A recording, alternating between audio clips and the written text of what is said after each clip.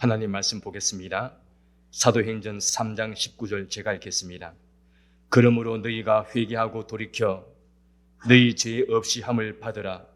이같이 하면 새롭게 되는 날이 주 앞으로부터 이를 것이요. 아멘. 이 시간 위례 광민교회 심무하시는 신명승 목사님 말씀 증거하시겠습니다. 많은 은혜 받으시기 바랍니다.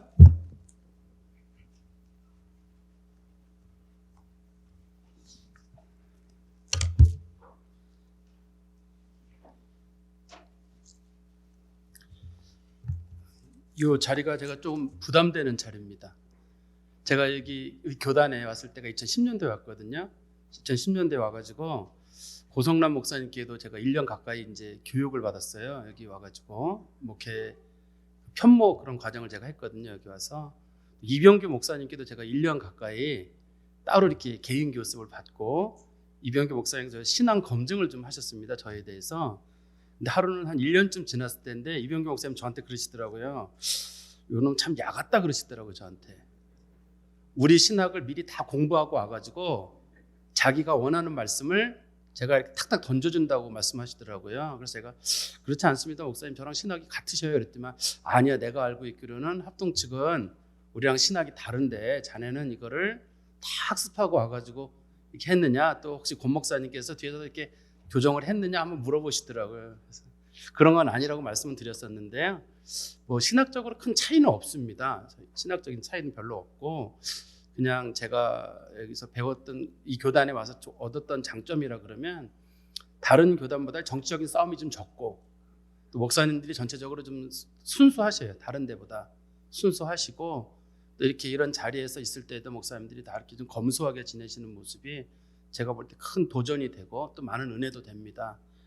제가 오늘 그 기도와 회개라고 하는 주제를 저는 이제 뭐 설교라고 하는 차원보다는 제가 이쪽 관련된 논문을 썼습니다. 옛날에 논문 맨 끝에 보시면 우리 나눠드린 강의 안에도 보시면 그 2011년도에 SFC에서 나온 그때가 한국 장로교 그러니까 칼빈 탄생 500주년이었거든요. 당시에 그때 이제 한국에서 칼빈 전공한 사람들끼리 전부 다 글을 하나씩 썼습니다. 당시에 저도 그때 당시에 구원론 제가 전공하고 있었기 때문에 저한테도 글 요청이 있어서 그때도 제가 그거를 한번 썼습니다. 그래서 SFC 곧 2011년도 판에 글에 보시면 이 관련된 내용도 좀 들어 있을 겁니다.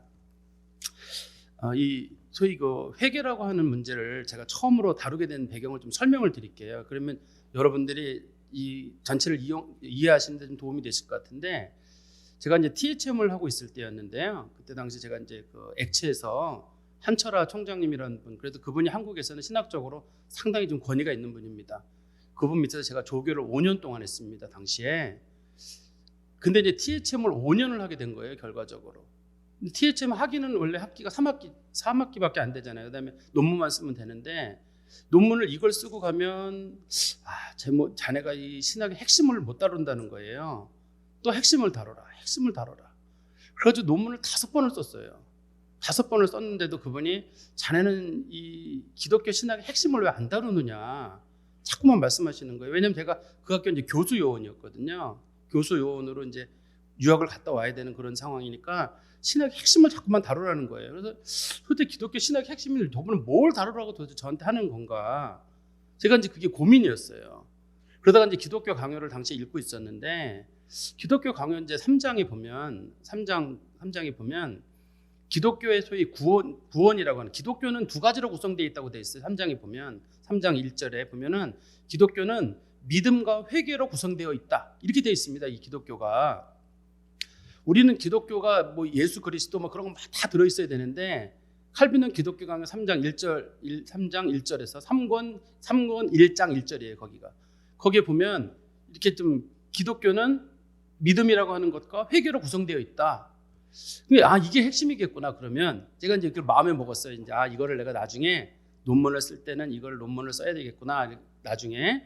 그리고 이제 마음을 먹고 있었는데요. 이제 그리고 나서 이제 유학을 가게 됐는데 유학을 가가지고 제가 이제 다른 그 동문들 있죠. 이미 저보다 그 유학을 먼저 오신 선배님들이 계셔가지고 저보고 뭘 쓸 거냐고 이제 물어보시더라고요. 그래서 저는 회계에 관련된 걸 좀 쓰고 싶어요. 그랬더니 신약이나 구약 전공하시던 선배님들이 그거 일로 와봐. 내가 알려줄게. 이렇게 쓰고 저렇게 쓰고.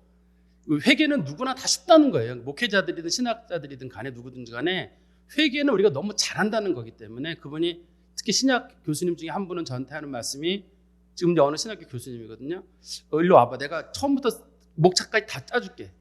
이렇게 한번 쓰면 될 거야. 그러시더라고요. 내가 저는 이게 좀 상당히 고민하고 온 거거든요. 이거를. 근데 그분은 아주 쉽게 이거를 그냥 말씀을 하셔서 이게 회개라고 하는 주제를 생각하는 분들이 너무 이걸 쉽게 생각하고 있구나. 회개라는 주제를. 그래서 도대체 이 회개라는 주제를 어떻게 나는 앞으로 발전시켜야 될 것인가.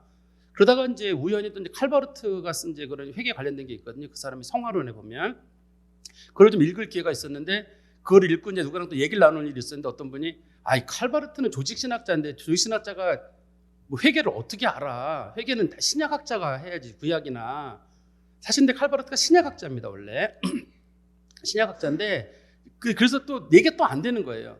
그분 그 무슨 뜻이냐면 조직신학자는 회개를 모른다예요. 이제 그분들의 입장은 적어도 이제 이 신약의 원어적인 접근을 하려면 우리 저 신약이나 구약이나 이런 걸 좀 아는 분들이 이걸 접근할 수 있지. 조직신학자들은 그냥 이렇게 껍데기만 다룬다는 식으로 그렇게 본다고 제가 여겨졌어요. 그래서 이 문제를 어떻게 좀 신중하게 좀 다뤄봐야 되겠다. 더 용기가 생겼어요. 이거 좀 더 다뤄봐야 되겠다. 그래서 제가 이제 이거를 나중에 박사학위를 받았거든요. 이쪽 부분으로 박사학위를 받았는데 이 회개라고 하는 주제가 다 알고 있었고 우리 지금 처음부터 고성남 목사님부터 시작해가지고 이영주 목사님까지 조금 전에 우리 사회 보신 목사님까지도 또 대표 기도하신 목사님 조충현 목사님까지도 기도마다 회개라는 용어가 다 들어있었습니다. 제가 이거를 강의를 하려고 준비했기 때문에 회개란 말을 다 쓰셨어요. 다 모든 분이 회개란 말을 쓰셨거든요. 그런데 그 회개란 말이 이게 성경이 말하는 회개란 말과 우리가 쓰는 회개란 말이 같은 말인가? 혹시 이게 이 중에서는 저보다 뭐 깊이가 있으신 분도 계실 거고 또 이게 이 중에서 보면 저거 신목사 얘기하는 거 내가 다 아는 얘기야 그러시는 분이 전 대부분이라고 생각을 하고요.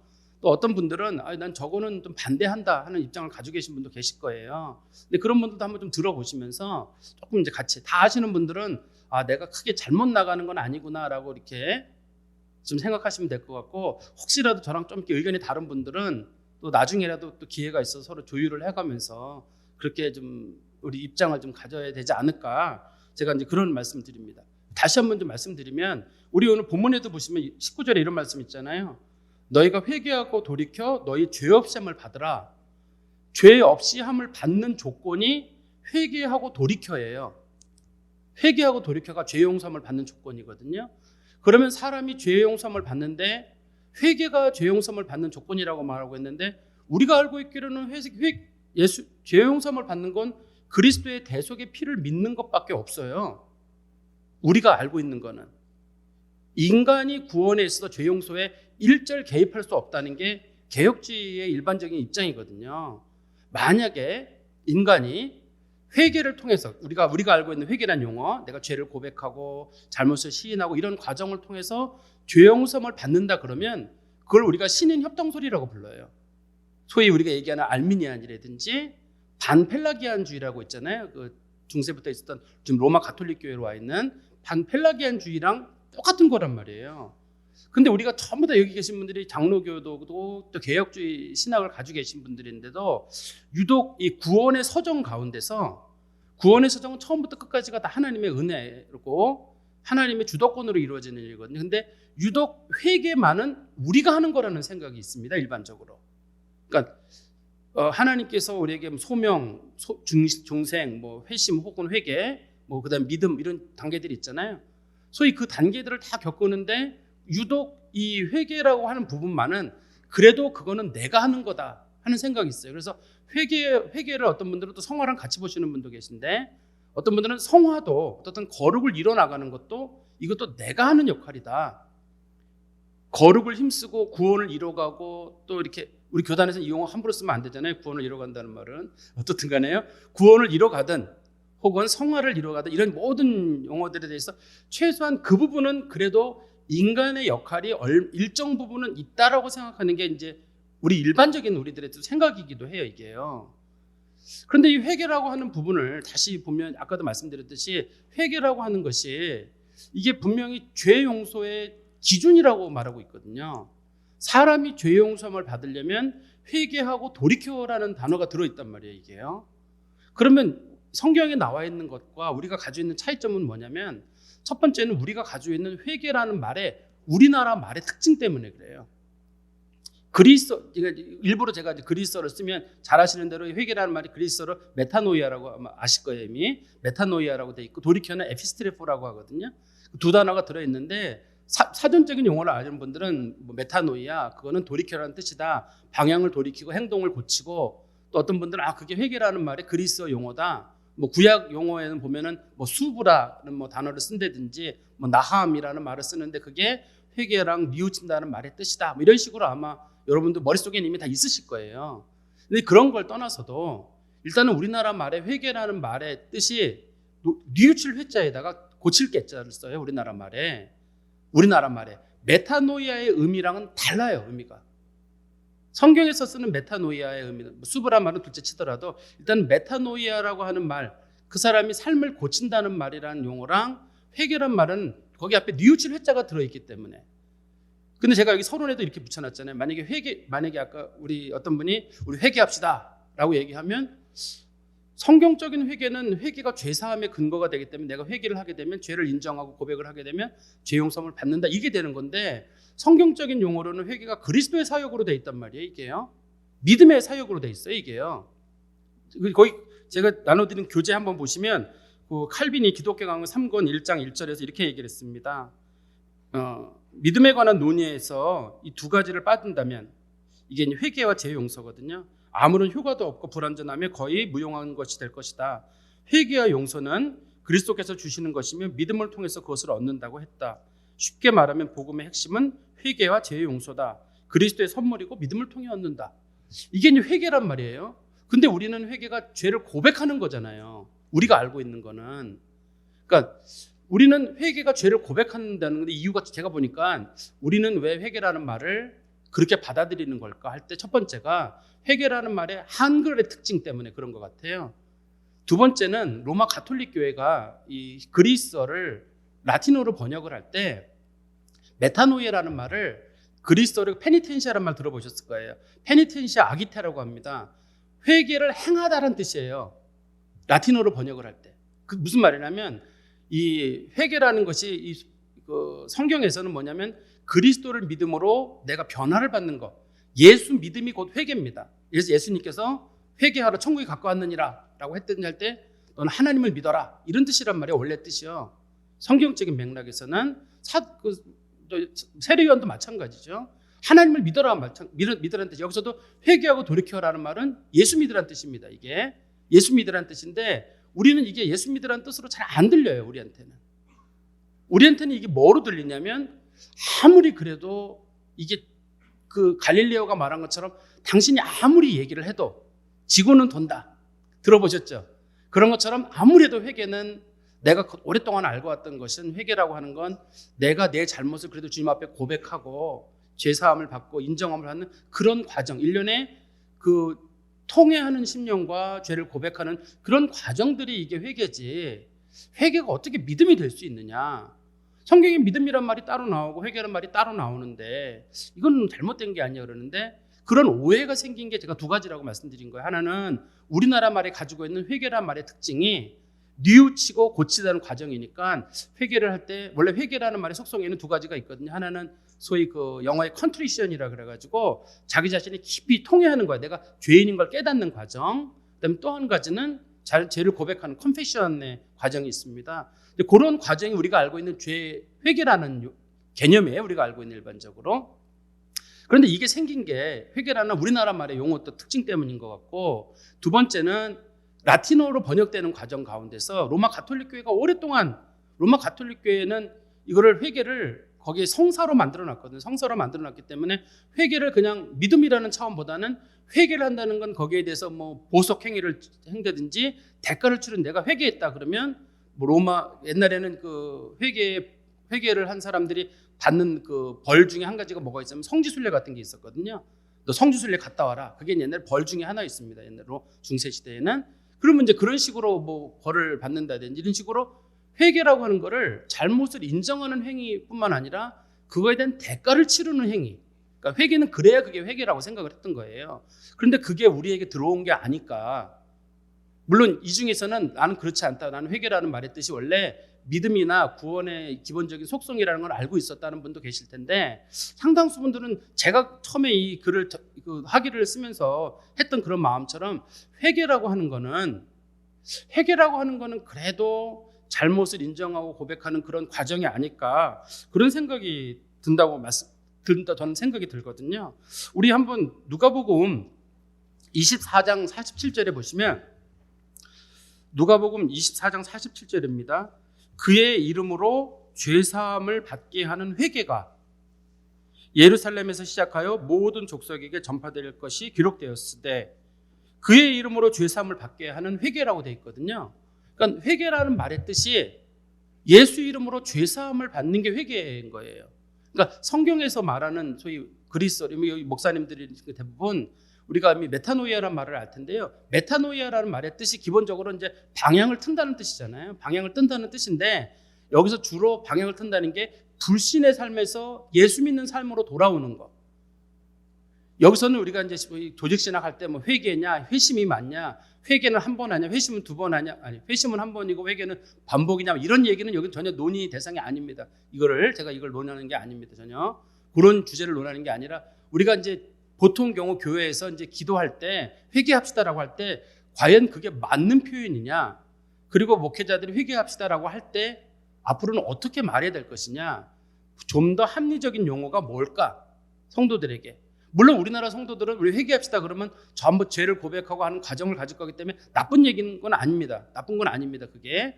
그렇지만 회개라는 용어가 이게 제대로 사용되고 있는지는 다시 한번 좀 반성을 해야 되는 그런 과정이라는 뜻이에요. 우리 아까 누가복음 24장 7절에도 보시면 그의 이름으로 죄사함을 받게 하는 회개라고 말한 거 보니까 예수의 이름으로 죄사함을 받는 게 원칙이라고 되어 있고, 그 다음에 사도행전 5장 31절에도 보시면 이스라엘에게 회개함과 죄사함을 주시려고 그를 오른손으로 높이사 임금과 구주로 삼으셨느니라. 그러니까 예수를 통해서, 예수를 하나님께서 오른손에 높이시고 임금과 구주로 삼으신 것이 백성들이 회개하고 죄사함을 받게 하려고 하는 거. 회개의 결과가 죄사함이거든요. 그러면 죄를 고백하는 과정이라기보다는 이게 예수 믿는 거를 지금 설명하려고 하는 거라는 게 더 맞는 말일 거예요. 그러니까 이게 소위 모르겠어요. 여기 앉아 계신 분들은 저랑 같은 입장을 김이 가져오셨는지 다른 분도 가지고 계신지 모르겠는데, 이게 상당 부분 들으시는 분들 내에서는 이게 상당히 불쾌하게 들릴 수가 있습니다. 도발적으로 들릴 수가 있어요. 당신이 뭔가 새로운 학설을 얘기하려고 하는지 모르겠는데, 회개라는 규절은 그 규절 말고도 성경에 곳곳에 나오는데 보면 전부 다 죄를 회개하는 걸로 들린다. 그렇게 회개라고 언급이 됐다. 이것뿐만 아니라 성경에 회개란 말이 엄청 많잖아요. 그런데 그 회개란 말은 대부분 당신 말보다는 죄를 고백하라는 말이지, 이렇게 뭐 믿음에 관련된, 다시 보세요. 근데 믿음이란 차원에서 보시면 죄 고백이란 차원과 관련된 게 없습니다. 실제로는 죄 고백이란 차원으로 돼 있는 게 아니라 주로 회개라는 말은 믿음이라는 차원과 관련이 돼 있어요. 왜냐하면 이 구원의 문제는 여러분 잘 아시다시피 이거는 구원의 문제는 그리스도의 사건이고 예수 믿는 사건으로만 죄사함이 이루어지는 사건이고, 만약에 제가 처음에 말씀드린 대로 인간에 있어서의 역할이 조금이라도 거기에 작용이 된다 그러면 우리는 소위 개혁주의를 포기하고 우리가 알미니안이나 반펠라기우스주의로 돌아가고 로마 가톨릭 교회로 우리가 가겠다고 하는 거거든요. 근데 이게 이렇게 영향이 든 거는 아까 제가 말씀드린 두 가지 영향 때문인 것 같다는 거예요. 우리나라 말이 가지고 있는 언어적 특성과 또 우리가 그걸 하도 많이 들었기 때문에 이제 우리는 회개라는 말을 할 때 목사님들 머릿속에는 회개라는 말은 그냥 죄를 고백하고 성도들로 하여금 경건한 삶을 살도록 이끌어가는 과정, 그게 머릿속에 딱 박혀있기 때문에 이거를 소위 바꾸기가 어려워요. 그래서 여러분들이 이거를 들으시면서도 그러면 앞으로 교회 가서 회개합시다 그럴 때 예수 믿읍시다라고 듣는 성도가 도대체 몇 명이 되겠냐는 거예요. 그러면 나보고 벙어리가 되라는 거냐? 오늘도 첫날부터 고성남 목사님부터 시작하셔가지고 마지막까지 하신 분마다 다 회개란 말을 엄청 많이 쓰셨거든요. 그러면 그 회개란 말을 우리가 잘못 썼다는 거냐? 잘못 썼다고 하기도 어려워요. 제가 그런 표현 썼잖아요. 세 번째 아까 준 항목에 보면 회개를 통해서 죄사함을 받는다는 말이 맞는 말이기도 하고 이게 틀린 말이기도 하다라고 제가 적어놨잖아요. 세 번째 그게 무슨 말이냐면 회개를 통해 죄사함을 받는 게 맞습니다. 이게 회개라는 말이 예수를 믿음으로 말미암아 죄사함을 받는다는 말로 회개를 쓰면 맞는 말이지만 인간이 죄를 고백함으로 죄사함을 받는다고 하는 말은 성경 가르침하고는 좀 다른 가르침이에요. 이거 제가 그래서 뒤에 보시면 만약 유영길 목사님 뒤에 읽어보셨으면 제가 제안을 해놨습니다. 회개라는 말과 죄를 고백이라는 말이 다른 뜻으로 쓰셨으면 좋겠다고. 목사님 말씀하신 거는 죄를 고백하는 행위 있잖아요. 소위 죄를 고백하는 걸 회개라고 보시기 때문에 그거를 이제 반복적인 의미의 회개라고 보자고 주장하시는 거잖아요.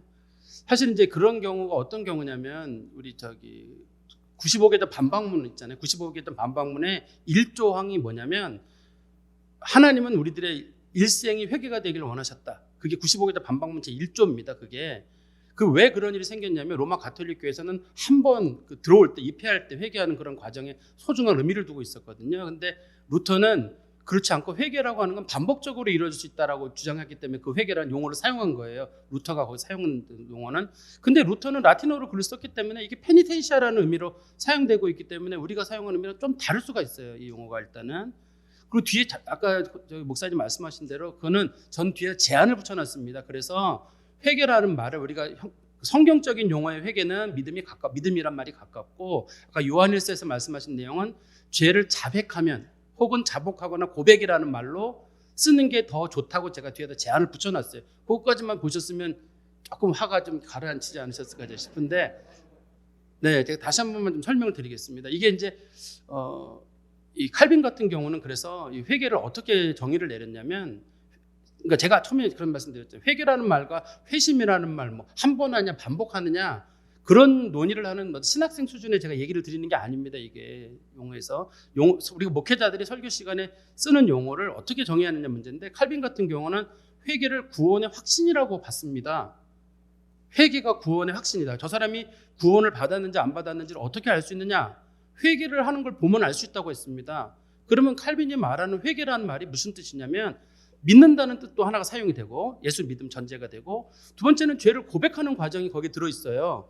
그러면 죄를 고백하는 것은 내가 죄를 고백함으로 죄 용서함을 받았다는 것이 아니라 이미 구원받은 사람이 죄 용서함을 주님 앞에 구하게 되고 입술로 고백하게 된다는 거예요. 그래서 믿음이라는 말과 회개라는 말이 자연스럽게 붙어 있고 고백이라는 말이 자연스럽게 붙어서 이게 지금 사용되고 있는 건데 제가 여기서 아까 말씀드린 대로 이게 마치 코페르니쿠스가 왜 지구 돈다고 처음 말했던 것처럼 이게 좀 이런 말이 갑자기 듣는 순간에 우리 목사님들이 흔히 알고 있던 얘기들에 대해서 다소 고민거리가 될 문제인데 저도 제가 이거 다시 한번 설명드릴게요. 제가 2007년도에 한국의 복음제 신학회 그 포럼에서 이런 관련된 제가 논문을 발표한 적이 있었습니다. 지금도 뭐 그분이 강의를 하신지 모르겠는데 성결대학교 총장이셨던 주성용 총장님인가 그분이 네? 아니요 주성용이라고 오래전 일이에요. 2007년도쯤 일이시니까 그분이 이제 일어나셔가지고 얘기하시기를 손을 드시면서 이제 막 화를 내시는 거예요. 아니 어떻게 이게 회개가 이게 어떻게 그리스도의 사역이고 이게 어떻게 믿음의 사역이냐? 난 처음 들어본다. 그러지 그때 저는 이제 막 학위하고 돌아왔을 2006년도에 학위하고 왔거든요. 이제 막 저한테 막 퍼붓는 거예요. 그래서 저는 이 총장님이 그렇게 퍼부으시고 저는 이제 막 학위하고 들어왔는데 근데 당시에 이제 그 김영환이라고 그 왜 숭실대 대학원장 했던 분 있잖아요. 개혁주의 그 유명하신 분. 그분이 일어나시더니 저 신 목사님, 신 교수 말이 맞다. 그러니까 이제 한 분은 성결교고 알미니안이고 한 분은 이제 개혁주의자고. 그래서 두 분이 싸우시는 거로 끝났어요. 저는 뒤로 물러나고 두 분이 다 싸우시는 걸 어떻게 결론이 났냐면 이게 한국 교회에서는 지금 주로 이 성결교적인 입장을 우리가 일반적으로 가지고 있다는 게 이제 일반적인 견해이고 개혁주의 입장하고는 좀 다르다. 이런 식으로 이제 결론이 나게 됐어요. 성결교 총장님은 엄청 화를 내셨습니다. 여기서 일어나실 정도가 아니라 막 저한테 뭐 이상한 뭐 요설이나 궤변을 가지고 뭐 한다고 그때 막 저한테 막 말씀하셨어요. 저는 깜짝 놀랐어요.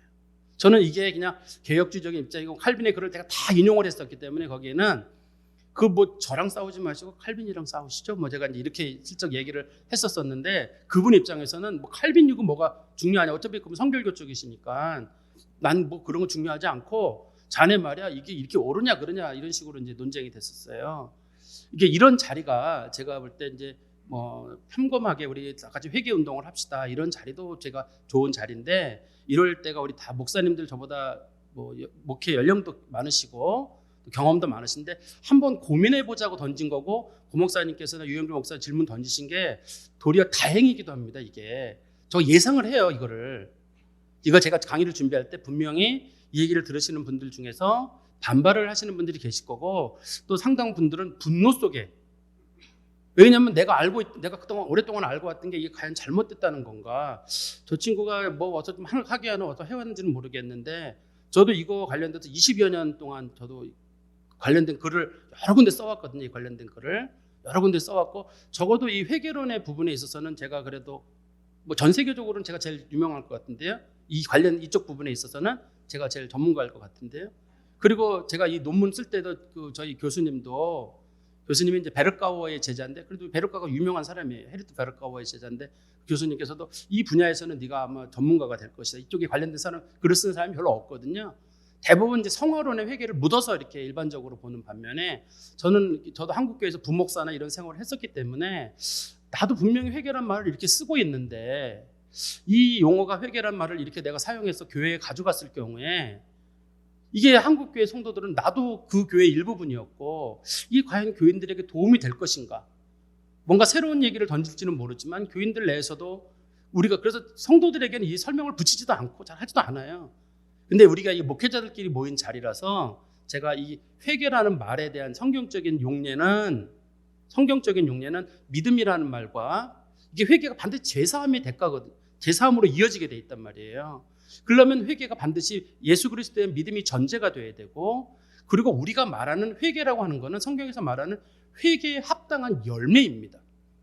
회개에 합당한 열매. 우리가 흔히 얘기하는 회개에 합당한 예수님 세례 요한도 예수님도 말씀하신 것처럼 회개에 합당한 열매는 주로 뭐냐면 죄를 그 사람이 심히 탄식하는 거예요. 죄에 대한 내가 죄인이구나 깨닫고 두 번째는 죄를 주님 앞에 간절히 고백하고 그리고 세 번째는 그 사람이 예수 믿는 사람으로 거듭난 삶을 사는 것.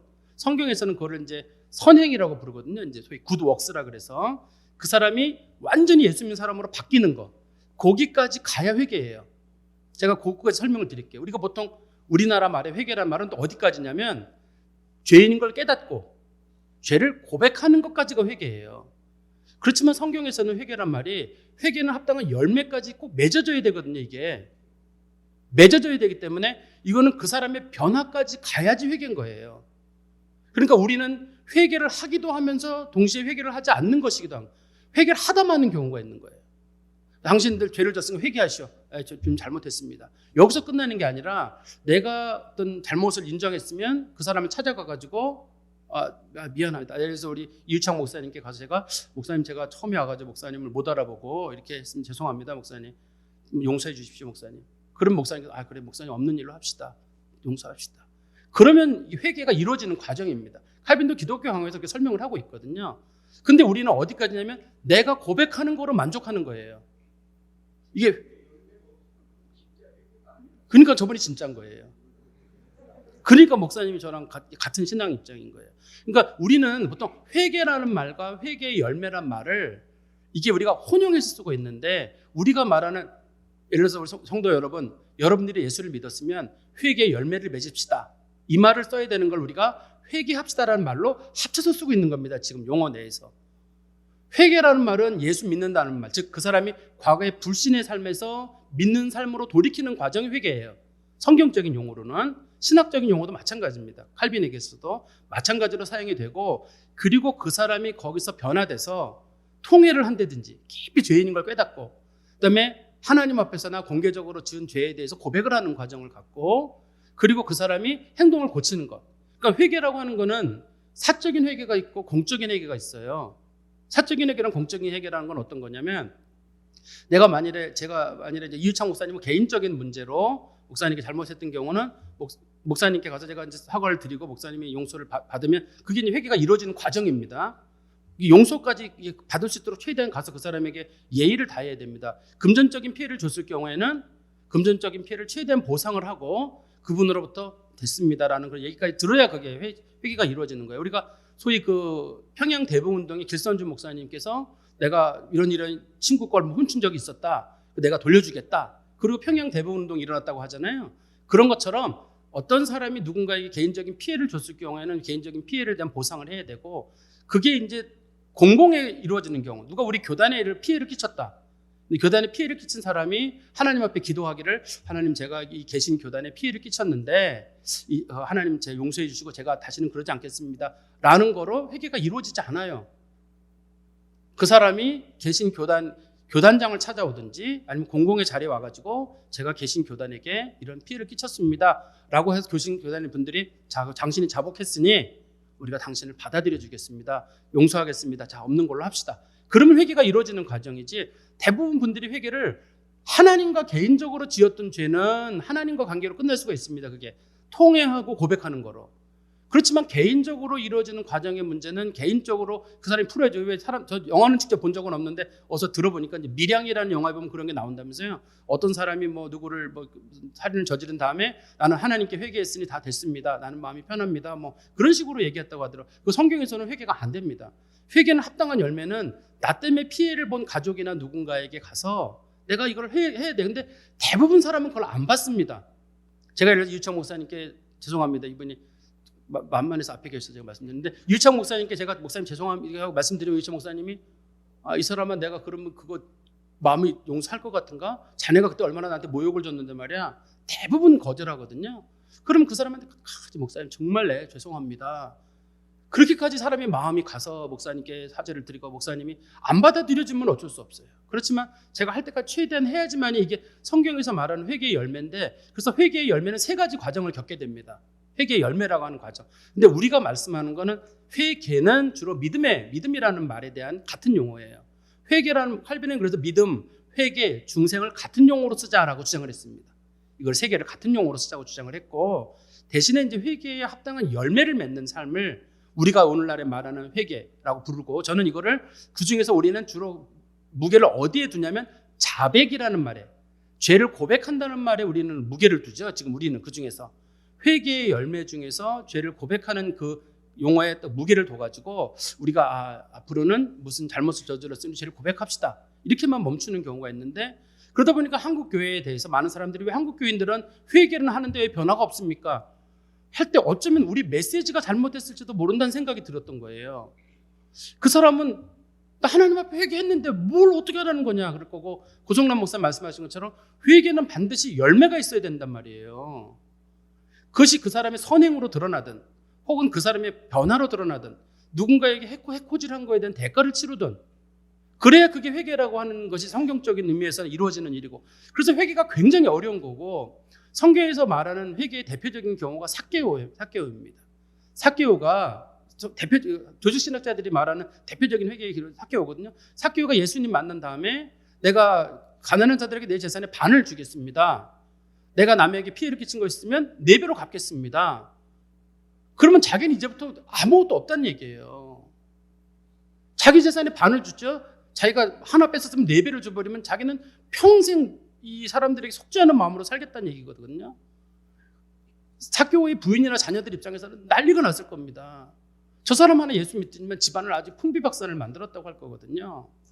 근데 그게 회개의 가장, 예수님이 이 집에 구원이 이뤘다고 말씀하시는 것도 그런 문제 때문이에요. 그 사람이 이 돈을 나눠주고 했으니까 이 사람이 회개를 잘했다 이렇게 보는 것보다는 주님께서는 그 사람이 이미 예수를 만난 사람이고 만나고 나서 회개의 열매가 드러나고 있는 거잖아요. 합당한 열매가 드러나고 있기 때문에 삭개오를 주님께서는 귀한 사람으로 보신다고 우리가 보시면 될 것 같아요. 나중에 목사님 또 걸려가지고 또 걸릴 수가 있어요. 어떻든 간에 제가 다시 한번 몇 가지만 정리해서 말씀드리면 빨리 끝내라 그랬거든요. 원래 이용식 목사님 저한테 20분까지는 끝내라 그랬는데, 그래서 아멘 나오신 겁니다. 저희 시간이. 우리 구원의 소위 서정에서 인간의 역할이 없습니다. 원래 구원의 서정이라고 하는 인간의 구원의 모든 과정에서는 오로지 하나님의 은혜와 하나님의 주권만 있어요. 그렇기 때문에 거기다가 우리가 회개라는 의미를 집어넣어 버리게 되면 마음속에서는 우리가 회개를 하고 죄를 고백하는 과정이 중요한 과정이잖아요. 그렇지만 그거를 우리가 했다고 하지 않고 그걸 은혜와 순종이라는 용어로 쓰게 돼요. 은혜와 순종이라는 말로 하게 되지, 그거를 내가 회개를 했다, 내가 선을 행했다, 내가 성화를 이뤘다 이런 식으로 용어를 쓰게 되면 인간이 그리스도의 구원 사역에 협동했다는 뜻으로 사용되기 때문에 굉장히 조심할 일이고, 그 다음에 회개랑 믿음의 관계는 아까 말씀드린 대로 회개랑 믿음은 같은 차원에서 보시는 게 나아요. 죄사함의 문제는 주로 믿음에 관련된 부분이기 때문에. 그리고 그럼 회개는 도대체 왜 하는 거냐? 예수 믿은 사람들은, 성령께서는 예수 믿은 사람들이 반드시 자신의 죄를 고백하도록 만드시거든요. 예수 믿는 사람들이 반드시 회개에 합당한 열매를 맺도록 성령께서 감동을 하신단 말이에요. 그러니까 진짜 하나님 앞에 용서함 받은 사람들은 그 사람 회개에 합당한 열매를 맺기 때문에 칼빈은 그런 표현을 썼습니다. 그 사람이 죄를 저지르고 끝까지 죄를 인정하지 않는 경우, 그것이 어쩌면 성령 회방죄가 될 수 있다. 성령 회방죄를 어떤 죄의 항목으로 본 게 아닙니다. 보통 경우는 이제 사람 잊어버렸는데 갑자기 기억이 안 나네요. 이따가 이단 교회로 넘어간 2세기 중에 교부가 있는데, 어쨌든 그 사람이 그런 표현을 썼어요. 초대교회는 주로 이제 용서받지 못할 죄 항목에 배교라든지 간음죄를 주로 이제 큰 죄 항목으로 봤었거든요, 당시에. 주로 그런 항목으로 봤었는데, 그런 문제에 대해서 칼빈은 어떤 식의 정의를 하고 있냐면, 어떤 특정한 죄가 그것이 용서받지 못할 죄라기보다는 죄를 지은 사람이 분명히 죄임에도 불구하고, 확실한데도 불구하고 주변에 있는 사람들이 계속적으로 권면하거나 얘기를 함에도 불구하고 죄를 인정하지 않는 경우, 그런 경우는 어쩌면 그가 성령을 회방하고 있는지도 모른다. 성령 회방이라는 말은 불신자라는 뜻이에요. 하나님의 영이 그에게 역사를 하지 않는다는 뜻입니다. 그런 사람들은, 그러니까 죄를 저지른 사람이 끝까지 잘못을 인정하지 않는 경우, 우리도 지금 주변에서나 이런 송사 같은 데서 보게 되는 경우 있잖아요. 그럴 경우에는 굉장히 저 사람 왜 저러냐가 아니라 저 사람에게 어쩌면 그리스도의 은혜가 가지 않고 있을지도 모른다 하는 그런 우리가 좀 두려운 마음을 갖게 되니까, 회개가 은혜라는 말이, 회개가 소위 구원받은 확신이 될 수도 있지만 잘못을 인정하거나 고치지 않는, 지속적으로 한두 번 얘기하는 게 아니라, 이게 잘못하면은 독소 조항이 돼가지고 누가 회개 안 하면 너 지옥 가, 너 구원 안 받은 거 아니야? 이런 식으로 누군가를 할 수 있기 때문에, 소위 이 칼빈도 이거 소위 우리나라 말로 뭐라 그랬나요? 실천적 3단 논법이라 그랬나요? 프락티쿠스 실라비스무스라고 부르는데, 예수 믿는 사람들은 반드시 성령의 역사가 일어나고, 성령의 역사가 있는 사람들은 반드시 죄를 고백하게 됩니다. 이게 3단 논법으로 작용을 하게 되거든요. 그런데 그 사람이 죄를 고백하지 않으니까 너는 구원 못 받아, 이런 식으로 너무 쉽게 접근하지는 마라. 이게 잘못하면 독소 조항이 될 수 있기 때문에 조심할 수 있다고 설명을 하고 있습니다. 그러면 이제 성도들이, 그럼 도대체 회개를 하라는 말이냐 말라는 말이냐? 그러면 이제부터는 회개를 하라는 말이냐 말라는 말이냐인데, 우리가 목회자들이 앞으로는 회개라는 말을 쓰실 때 고성남 목사님 말씀하시는 믿음이 늘 전제된다는 것을 늘 설명을 붙이셔야 돼요. 여러분들은 그리스도의 은혜로 죄사함을 받습니다. 여러분들이 죄를 고백하면 그리스도의 죄사함의 은혜가 우리 가운데 옵니다. 우리 다 같이 죄를 고백합시다. 이런 식으로 우리가 말을 하는 게 좋지, 그렇지 않으면 성도들 내에서 내 죄의 고백이 이게 죄사함을 이루는구나, 근데 내가 죄를 고백하지 않으면 죄사함을 못 받았다는 식으로 가는 수가 있어요. 성도들 내에서 죄 고백이 그리스도의 은혜로 오기 때문에 한 번 온 그리스도의 은혜가 거부되지 않잖아요, 일반적으로. 그런데도 불구하고 성도들 내에서 내가 회개를 하지 않는 경우는 나는 죄사함을 못 받는다 하는 경우가 있을 수 있기 때문에, 목회자들이 항상 미리 전제로 붙일 때마다 고성남 목사님 말씀하신 그 전제들을 앞에다 늘 붙이셔가지고, 여러분 성경에서 설교 시간마다 자주 말씀해 주셔가지고 원래 회개란 말은 이런 뜻입니다 라고 설명을 쭉 붙여주시고, 여러분들, 근데 우리나라 어감상으로는 설명이 잘 안 됩니다만, 그 성도들에게 여러분들 회개에 합당한 열매를 맺읍시다. 그러면서 그 중에 죄에 대한 고백이 있어야 될 것 같고요. 그 다음에 이제 마지막으로는, 회개는 반드시 그것이, 회개에 합당한 열매의 끝이 선행이에요. 선행이란 말은 착한 일을 한다는 뜻이 아닙니다. 그 사람이 변화된 모습이 반드시 드러나야 되는 거예요. 그래서 제가 아까도 그런 질문을 했죠. 왜 한국 교인들은 사람들이 변화되지 않느냐? 왜 한국 사람들이, 다른 나라는 제가 잘 모르니까요, 우리나라 사람들에 대해서만, 왜 한국 사람들이 변화되지 않느냐 할 때, 회개라는 말이 가지고 있는 언어의 한계성 때문이 아닐까. 나는 죄를 고백한 거로 마음이 끝났는데, 그리고 내가 누구한테 가가지고, 예를 들어서 고성남 목사님께 결례를 범한 다음에 가가지고 목사님 이렇게 하는데 너무 번거롭거든요. 저분이 또 용서하지 않으면 어떡할까. 그러니까 사람들이 거기까지 못 나가고, 근데 이렇게 한 번 내가 사죄를 드려야지만이 다시는 저분에게 우를 범하지 않게 되거든요. 목사님 제가 죄송합니다 했는데, 또 그 다음에 가지고 제가 목사님 뒤에서 목사님 뒷담화를 했는데 죄송합니다, 또 뒤에 가고 또 이러면 이게 안 되니까, 사람이 회개에 합당한 열매의 마지막 선행까지 가서 그런 사과하는 과정을 갖게 되게 되면 다시는 그 사람이 그런 죄를 반복적으로 안 짓게 돼요. 그렇지 않고 하나님과 관계 속으로 하다 보면 똑같은 죄를 반복적으로 짓게 되면서 이거는 소위 그 회개에 합당한 열매가 열매로서 드러나지 못하게 되고 자기만족으로 끝나는, 그러니까 회개가 어려운 겁니다. 사실 이 회개에 합당한 회개, 믿음이라고 하는 거는 은혜로 받는 거니까 이거는 자연스럽게 받아들여지는 영향이지만 믿음으로 받는 거거든요. 그렇지만 회개에 합당한 열매라고 하는 거, 소위 우리가 말하는 이거 회개에 합당한 열매가 우리가 쓰는 회개라는 용어잖아요. 이게 회개에 합당한 열매든 회개든 간에 이게 굉장히 어렵습니다. 그래서 우리가 잘못하면 평생 회개를 안 하고 사는 수도 있어요. 우리는 분명히 회개의 삶을 산다고 늘 입에 붙이는데 회개를 하지 않고 사는 수도 있습니다. 왜냐하면 어디까지만 가냐면 통회하고 고백하는 선에서만 멈추게 되고, 내가 누군가에게 혹은 교단에서든 가정에서든 아내에게서든 뭐 이런 경우, 그런 경우는 우리가 이게 더 큰 것들 제대로 쌓아두고 고치지 않고 변화되지 않는 모습으로 진짜 변화는 이루어지지 않고 입술로만 변화되는 선에 멈추는 수가 있거든요. 아무튼 오늘은 제가 도전적인 얘기를 해서 기분 나쁘신 분들은 좀 양해해 주시고, 목사님께도 그렇고 또 우리 제가 유영길 목사님께도 나중에 혹시라도 또 기회가 있으시면 제가 다시 한번 말씀드리겠습니다. 제가 잠깐 기도할까요? 하나님 아버지, 부족한 종이 우리 교단의 어르신들과 또 목사님들과 함께 하나님 말씀을 살펴볼 수 있는 게 주셔서 감사합니다. 혹이라도 전해지는 가정 가운데 불편한 점들이 있더라면 하나님 용서하여 주시고, 또 혹이라도 너무 편향된 얘기들이 있었다면 하나님께서 우리 가운데 맑은 정신 주셔서 주님 고쳐주시고, 저희들이 이것들을 잘 배워두어서 주님의 교회를 세우는 일에, 또 주의 종들이 온전한 그리스도인으로 자라는 일에 부족함 없도록 은혜 베풀어 주시옵소서. 예수 그리스도의 이름으로 기도하옵나이다. 아멘.